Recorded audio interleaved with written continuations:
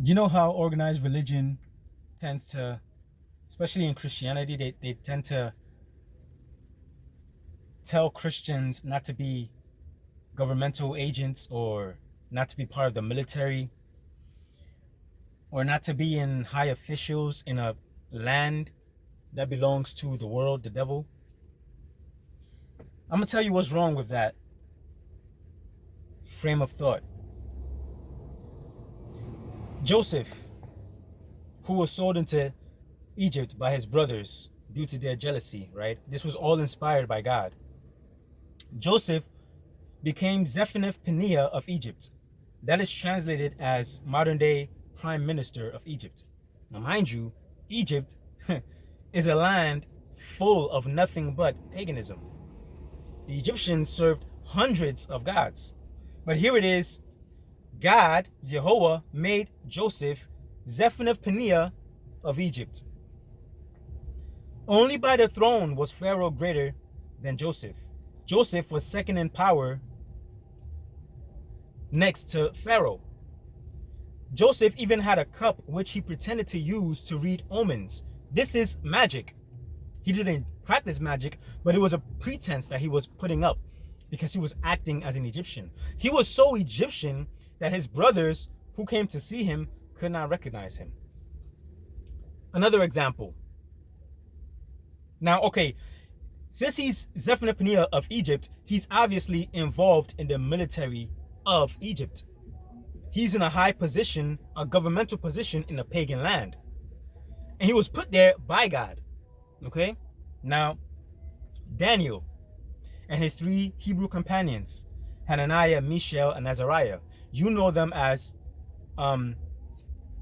Daniel, Shadrach, Meshach, and Abednego, but you shouldn't say Shadrach, Meshach, and Abednego because those are Babylonian names given to them by the Babylonians. And each of their names represents a demonic deity. So Abednego means, I think, servant of Nego, a pagan god. So you shouldn't be using that name as a Christian. But all churches, even kids, call them Shadrach, Meshach, and Abednego. No, their Hebrew names are Hananiah, Mishael, and Azariah. Okay, God's name is within the name, so it honors their God. But anyway, so we don't call Daniel Belteshazzar. That was his name in Babylon. We call him Daniel, right? Because Belteshazzar means Bel is my prince. It's a pagan name. So if we don't call Daniel Belteshazzar, why do we call his three companions as Shadrach, Meshach, and Abednego?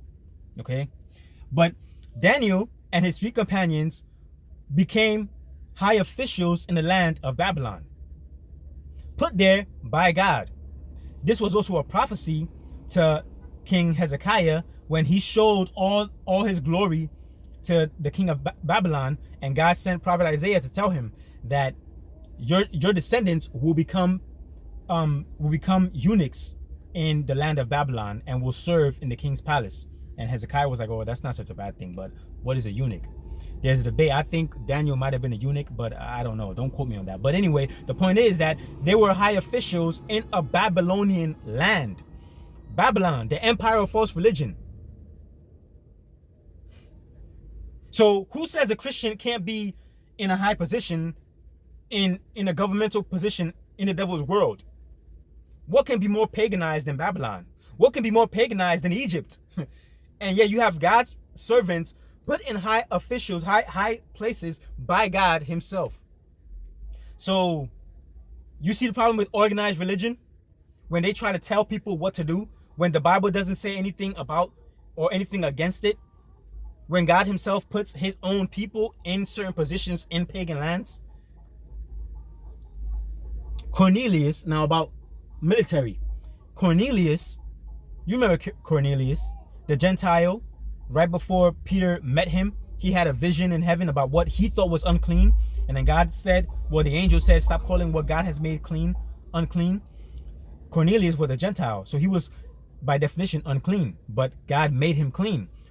What position was Cornelius? He was a general. He was a general, a military commander. He had people under his command. But yet he was clean. Yet he's a servant of the Most High. So you can't say that if you're a Christian, you can't be in the military. You can't say you can't be a police officer either, because the police officers, Paul said, The governmental agencies have been put there by God. He didn't say God is allowing them to be there. No, he said clearly God put them there. They have been put there by God. They have been put in their relative positions by God. And they are God's public servants to render justice. So, and it is not without purpose that they bear the sword, which is the modern day gun. Meaning, they have the gun for a reason. They have the sword for a reason. They will use it. It is not without purpose that they bear the sword. So if you're doing good, you have no need to fear them. But if you're doing bad, you have reason to fear them, because it is not without purpose that they bear the sword. And they are God's public servants, and they are God's avengers for your good. Without them, there will be no justice. So a Christian can be, understand what I'm saying?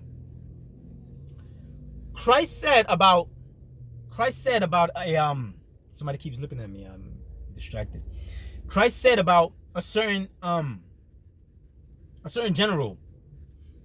Remember, a man came to Christ and said, my daughter is sick, right? And she's far away. But no, Christ basically was saying, you know, that he's not gonna go there in that area right now. But the general, he said, but Lord, I also have people under my command. Just say the word and it'll be done, because I too have people under my command. And then what did Christ say about that man? He said, in all of Israel, never have I found a man with such great faith. So Christ is commending this military general who has other people under his command. So something for y'all to think about. Don't let organized religion tell y'all what to do. Like, they tell you don't have a beard. Says who? They tell you don't have ear piercings. Says who? Where in the Old Testament or in the New Testament does it say that a Christian should not have earrings? What? When it says that women should not put jewelry above their inner personality? That's not saying don't have jewelry. That's just saying that be more mindful of what you are on the inside, not so much about what you are on the outside. That's not denouncing outward beauty. That's not denouncing jewelry. Who made these things? Who made beauty? Right? So understand the context. So let me leave it at that. Peace.